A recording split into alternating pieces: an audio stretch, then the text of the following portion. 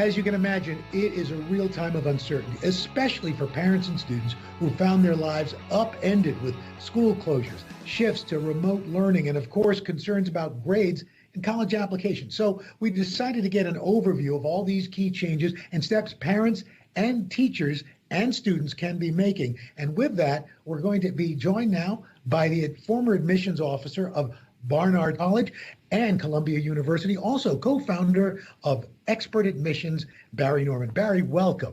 Thank you. Let's start with elementary school kids who've grown up, using phones and iPads.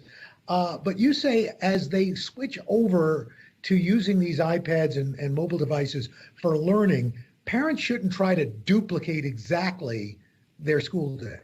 The goal is basically to keep an educational environment, to keep them engaged, and to have a routine, yes, but not one that's so rigid and strict. So we're looking at basically 1 to 3 hours a day, depending on the age of the child and what's assigned at school.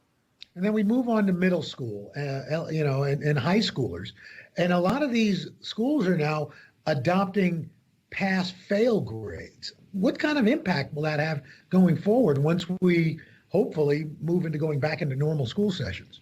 I would say that if you can do well and you're being offered the opportunity to take a grade, that it's a good idea to do so. But let's assume your school has gone pass-fail. Colleges can handle this pretty well. They have a holistic review process. They're definitely going to focus more on the grades that existed before. Okay, let's talk about juniors who are, getting ready for SATs, ACTs. Those are being postponed or dramatically different. What happens now? This is the single biggest source of stress for students I've found, this testing postponement and the unknowns. Many students have been preparing for months for these exams. They've mentally been preparing for years, and then the test was suddenly postponed. Right now, we're scheduled for June, but students need to be prepared that June will likely be canceled. So we're looking at late summer, early fall. The best thing that students can do is to create a plan that works for them, sort of a mix of a pause and preparation. You don't want to be studying endlessly between now and the fall. Now, what about college admissions?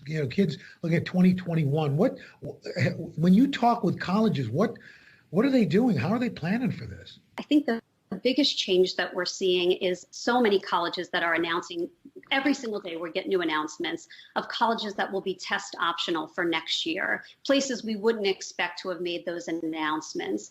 What students and families should remember is that test optional does not mean that they don't care about tests or that it wouldn't behoove you to submit test scores if they're in range, but simply that given the circumstances, they're going to have flexibility. Kids are still hearing from schools about where they're going to be going. How is that going to be impacted now? Current seniors are impacted in a unique way. They were in the midst of the process, now have gotten decisions, don't have the opportunity, however, to go visit or revisit to make up their minds.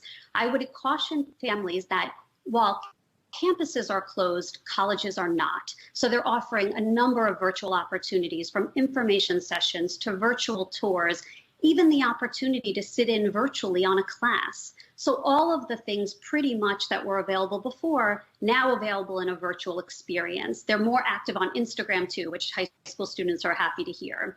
Bari, before we close, if we look at this, there have been a lot of negatives, but as you look at this, if there's a positive takeaway to this, what do you say that is? I think this is actually a tremendous learning opportunity for students to figure out who they are and what is really important to them. This was a hard question to get at before for students. This has caused everybody, regardless of their age, to think pretty deeply. And how about all us parents who, are already stressed out about their kids and school and grades? What do you say to the parents? This is the time to be creative, and this is the time to kind of think outside of the box, but we're going to get back to where we were before. Some great words to end on. Bari Norman, thank you so much. And we will be right back as the third hour of Today continues.